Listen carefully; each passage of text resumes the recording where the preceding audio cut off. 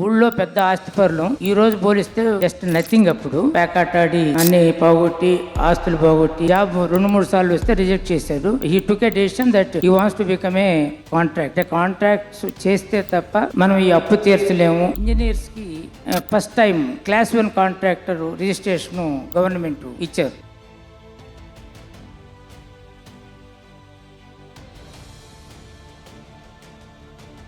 Good afternoon everybody. ఎక్కడ కూడా అంటే మనం ఇప్పుడు అంతా చూశారు. నేను 1973లో అంటే మన కృష్ణమోహన్ కన్స్ట్రక్షన్స్ అనే కంపెనీ జాయింట్ మన కంబైన్డ్గా ఒక కంపెనీ మా బ్రదరు స్టార్ట్ చేశారనమాట. నేను ఇప్పుడు ఎంఎస్సీ అగ్రికల్చరు కంప్లీట్ చేసి వచ్చిన తర్వాత నేను చదివేటప్పుడే వర్కుల దగ్గరికి వెళ్ళేవాడిని. ఆడ చూసి నా యొక్క ఇంట్రెస్ట్ వర్క్ మీద ఆయన ఈవెన్ అసలు ఎంఎస్సీ అగ్రికల్చర్ ఫైనల్ ఇయర్లో ఉన్నప్పుడు ఏం చదువుతావు ఏంటని పద్ధతిలో మాట్లాడేవాళ్ళు, ఎందుకులే వర్క్ మీదకి వచ్చేయమని. అట్లా అంత ఇంట్రెస్ట్ చూపెట్టబట్టి నేను ఆ ఫీల్డ్లోకి దిగాను. ఆ తర్వాత 83లో నన్ను మా బ్రదర్ అంటే కృష్ణయ్య గారు చైర్మన్ ఆఫ్ ది కంపెనీ, ఆయన నన్ను నా పేరు మీదనే కంపెనీ ఫామ్ చేశారు, ఈ ఇన్ఫ్రాస్ట్రక్చర్ కంపెనీ. వీటన్నిటికీ ఏంటంటే మేము ముగ్గురు బ్రదర్సు, కృష్ణయ్య గారు చైర్మన్ పెద్ద ఆయన, నెక్స్ట్ నేను, మా తమ్ముడు doctor Bhaskar Rao who is MD of KIMS hospitals. మాకు చిన్నప్పుడు ఏంటంటే మాకు పెద్ద ఊళ్ళో పెద్ద ఆస్తిపరులం.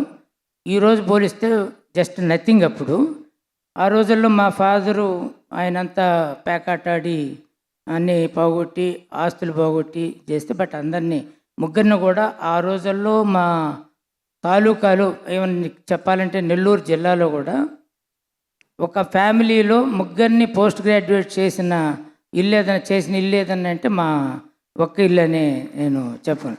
అంటే అన్ని ఆస్తులన్నీ పోగొట్టి చేసినా మా చదువులు కూడా ఎక్కడా కాంప్రమైజ్ కాకుండా ఆయన చేశారు. దానికి మా తల్లిగారు కూడా చాలా చదివించాలి పిల్లలు అనే ఇది అంటే, ఎందుకంటే అప్పుడు మా బ్రదరు ఇంజనీరుగా చేశారు, ఎంటెక్ కూడా అయిపోయింది.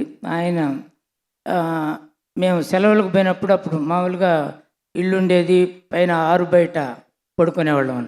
మా మదర్ కూడా అందరితో పడుకొని మా ఊర్లో అంటే మా అమ్మమ్మ గారి ఊర్లో ఒక కాంట్రాక్టర్ ఉండేవాడు. అప్పుడు మాకు చెప్తూ ఉండేదన్నమాట. ఆయనకి ఆ రోజులంటే ఐఎమ్ టాకింగ్ అబౌట్ 60స్లో పలానోళ్ళకి 4 లక్షల రూపాయలు కాంట్రాక్ట్ వచ్చింది, ఇలా చెప్తూ ఉండేదన్నమాట.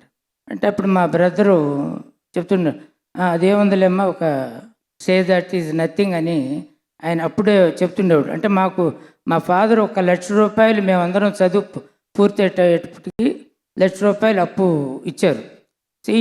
ఈ రోజుకి కూడా మా అదృష్టం అంతా 1 లక్ష రూపాయలు అప్పు. సో దాన్ని అప్పు తీర్చాలంటే మామూలు ఉద్యోగం చేస్తే మా బ్రదరు చదువుకునేటప్పుడే ఆయనకి జాబ్ 2-3 సార్లు వస్తే రిజెక్ట్ చేశాడు. చేసి ఆయన he took a decision that he wants to become a contractor. అంటే కాంట్రాక్ట్స్ చేస్తే తప్ప మనం ఈ అప్పు తీర్చలేము.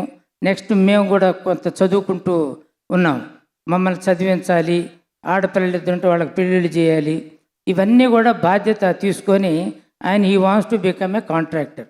అట్లా కాంట్రాక్ట్ ఫీల్డ్లో జరగడం. అంటే ఆ రోజుల్లో లక్కీగా ఇంజనీర్స్కి first time class 1 contractor registration government ఇచ్చారు.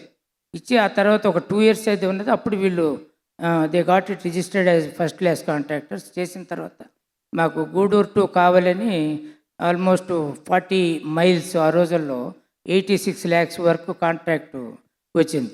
సో దాన్ని ఇక్కడ అలా తీసుకుని, మా దగ్గర డబ్బులు లేవు, గవర్నమెంటే మాకు లోన్ ఇవ్వటం, మిషనరీ కొనుక్కోవటానికి, వీటన్నిటికి కూడా అలా అక్కడ సహకారం. ఇవన్నీ చేసిన తర్వాత మాకంటే ముందు అప్పుడు 2-3 కాంట్రాక్టర్లు ఉండేవాళ్ళు, బట్ వాళ్ళందరూ కూడా కాంట్రాక్ట్ ఫీల్డ్లో ఫెయిల్ అయ్యారు. ఎందుకు ఫెయిల్ అయ్యారంటే అప్పుడు పార్వతీ కన్స్ట్రక్షన్స్ అని వేరే సురేంద్రబాబు పెద్ద పెద్ద కాంట్రాక్టర్స్ ఉండేవాళ్ళు. ఆ పార్వతీ కన్స్ట్రక్షన్స్ ఆయన ఇల్లు బెంగళూరులో పెద్ద ప్యాలెస్, అలా ఉంటే అక్కడ సినిమా షూటింగ్స్ జరిగాయి. అలా వాళ్ళంతా బాగా ఉన్నోళ్ళు కాంట్రాక్ట్స్ చేస్తూ వాళ్ళు తీసుకున్న కాంట్రాక్ట్స్ అన్నీ ఫెయిల్ అయ్యారు. ఏంటంటే వాళ్ళు they never use to go to the site. అంటే ప్రొఫెషనల్స్ మీద ఆ రోజుల్లో ఎంత చిన్న ఎంత 20 లక్షలు 30 లక్షలు కాంట్రాక్ట్స్ ఉండేవి. సో వాళ్ళందరూ ఫెయిల్ అయ్యారు.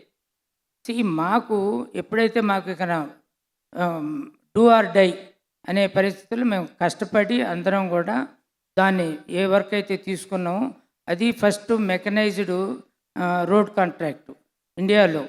ఇండియాలో ఆల్ ఇండియా లెవెల్లో కూడా 2-3 కాంట్రాక్టర్లే, కొంతమంది బాంబేలో, కొంతమంది ఏపీలో కూడా మన ఒక్క కంపెనీ ఉన్నది.